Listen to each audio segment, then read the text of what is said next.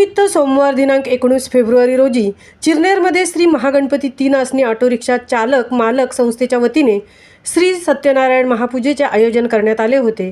या संस्थेचा हा 5वा वर्धापन दिन होता। सर्वांनी चिरनेरच्या महागणपतीचे दर्शन घेतले। यानंतर पी खार पाटील एज्युकेशन सोसायटीच्या भव्य मैदानात हिंदवी स्वराज्याचे संस्थापक रयतेचे राजे छत्रपती शिवाजी महाराजांच्या प्रतिमेला पुष्पहार अर्पण करण्यात आला। यानंतर इथे सत्यनारायण महापूजा पार पडली। यानंतर जय हनुमान भजन मंडळ साई खालचापाडा यांच्या श्रुश्राव्य भजनात रसिक श्रोते तल्लीन झाले होते। चिरनेर आणि भोममधील शेकडो ग्रामस्थांनी दर्शन घेऊन तीर्थप्रसाद आणि महाप्रसादाचा लाभ घेतला।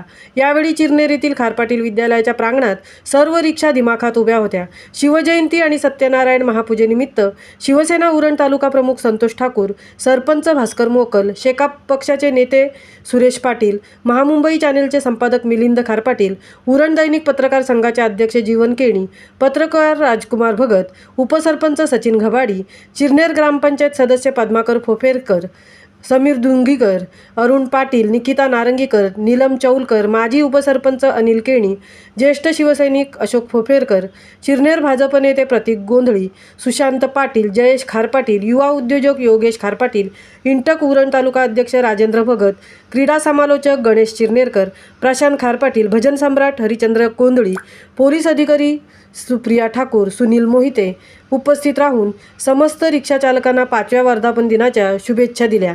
महामुंबईसह मिलिंद खार पाटील, चिरनेर।